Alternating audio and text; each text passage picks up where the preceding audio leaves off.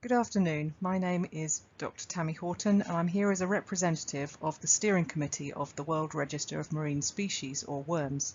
I'm here today to discuss with you the collaboration that is ongoing with the International Seabed Authority. Firstly, I'd like to start with a very brief introduction about worms. What is worms? So, we all know about the need for a robust taxonomy. Now, taxonomic nomenclature, the names given to species, allow us to refer to the fauna we're studying in a consistent manner. It allows us to know which species is being referred to, what was found when and where, by using the unique name that's been applied to it. Now, WORMS as a database brings these names together in one place and provides an authoritative classification and catalogue of marine names, which is openly accessible to all. Using these names from the World Register of Marine Species helps us to ensure a taxonomic consistency, providing the most up-to-date name of the species. And it's also used by other systems, linking OBIS and GBIF and GenBank and BOLD through the AFIA ID, a life science identifier for every name. Now, editors are the driving force behind WORMS. The taxonomic and thematic editors are those who look after the entries of names into WORMS. They are taxonomic experts, and they're supported by the data management team at VLIS in Belgium. And this collaboration between a technical team and an expert taxonomy team is the reason for the success of WORMS. There's currently over 500 editors in total, almost 300 of which are taxonomists, editing WORMS itself.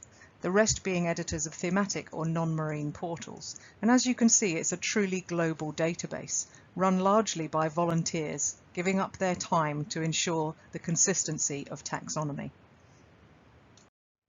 Now, I'm here today to talk to you about the potential for a collaboration between WORMS and the ISA. Now, discussions have been underway between WORMS and the ISA to develop this collaboration since the September 2020 taxonomic workshops. During these workshops, it was recognised and made clear that a robust and standardised taxonomy closely linked to WORMS nomenclature as a global standard would be incredibly important. We've also since that time provided advice on the use of WORMS tools and nomenclature, for example the Taxon Match tool, to ensure a standardised list of names is incorporated into deep data.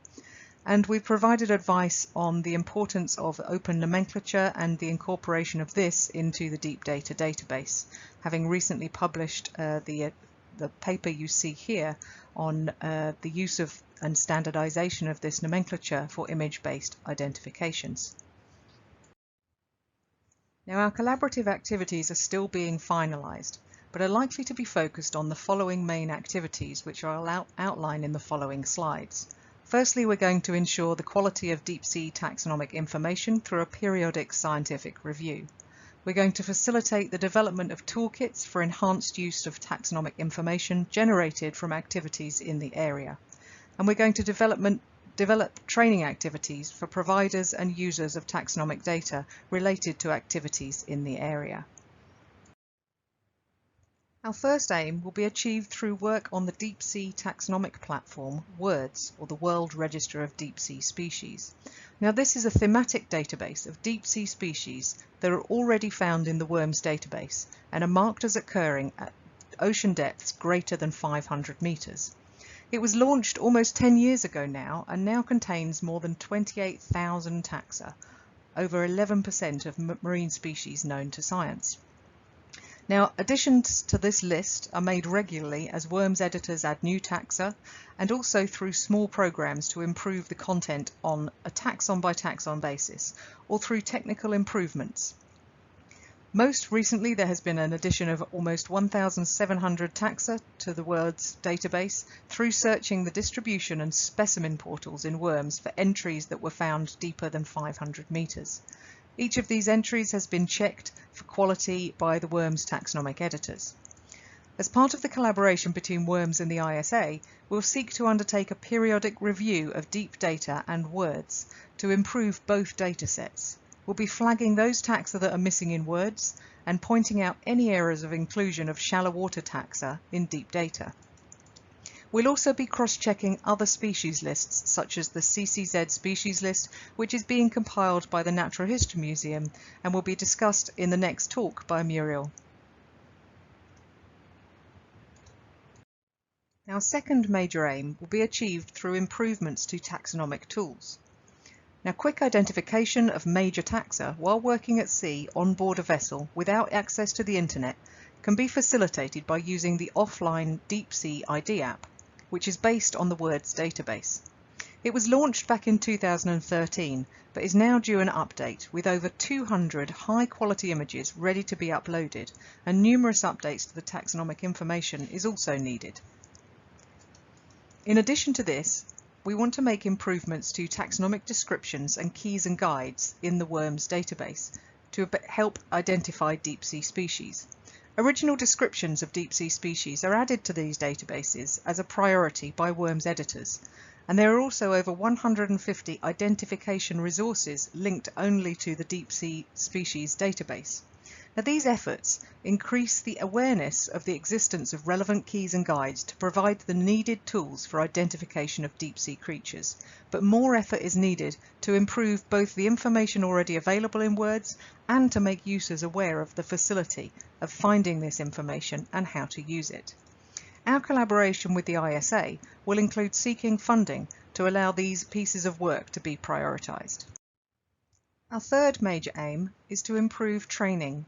And WORMS is managed by the data management team at Vlies in Belgium, and they already provide training for WORMS editors to help them understand how to enter and edit information in the database. This activity is funded by LifeWatch, and 18 workshops have already taken place since 2015. And in the last year, the first virtual editor workshop took place, making use of the Ocean Teacher platform. Now, WORMS aims to provide more training in this format virtually in the future. But we recognise that training of users of WORMS is also needed to ensure that users of the database are aware of the many tools available, how to search for taxa, how to match their list with the taxon lists in WORMS, and what all the technical terms in the database mean and how they are related to their work. So it's hoped that through collaboration with the ISA, training opportunities for users, including contractors and consultants, can be made available, either through funded virtual workshops or the provision of online training tools. Now, what I'm showing you here is a link to a YouTube video which was part of the taxonomic workshops from 2020, and this was conducted by Lien van der Pitt, who gave us an overview of WORMS, and if you follow this link you can find this overview of WORMS and also the various tools. So some training is already available, but it's hoped that we will continue to provide further training as part of this collaboration. And it's with these three major aims in mind, we look forward to a productive collaboration with the ISA and WORMS, which will improve access to high quality taxonomic information for the deep sea globally. I thank you for listening, and here again I give you the important websites and contact details for WORMS and various publications where more information can be found. Thank you.